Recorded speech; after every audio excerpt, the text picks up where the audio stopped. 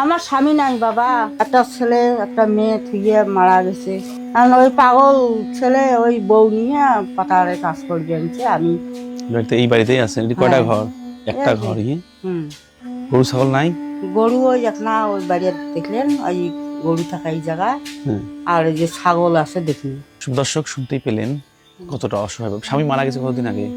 আজকে মাখান 15-20 বছর হয় মারা এই গেছে। 20 বছর থেকে একাই আছেন? হ্যাঁ, 7 কিলোমিটার দূরে একটা ফ্যাক্টরি রয়েছে, সেখানে উনি কাজ করতে চান।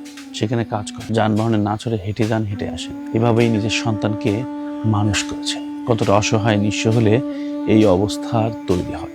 এই রমজান মাস আমরা 500 জনকে সেহরির আইটেম বিতরণ করব। আজকে উনি ষষ্ঠ ব্যক্তি। 10 দিনের 10 জনের চ্যালেঞ্জে আমরা তার কাছে এসেছি।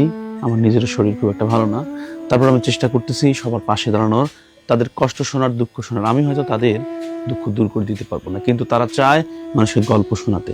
তারা যখন মানুষকে গল্প শোনায়, তারা কিছুটা কষ্ট থেকে দূরে থাকতে পারে। তারা জানে, বুঝে যে তাদের পাশে কেউ না কেউ আছে। আসুন আমরা সবাই মিলে তাদের পাশে। জায়গা জমি কেউ কিছু নাই। আমি পাগল একটা ছেলে নিয়ে আমি এই সরকারি রাস্তার মধ্যে দিন গঠন করতে আনছি। ঠিক আছে, থাকেন। হ্যাঁ, এনারা কিন্তু খুব বেশি কিছু চায় না, একটু সহানুভূতি এটি দিবেন প্লিজ।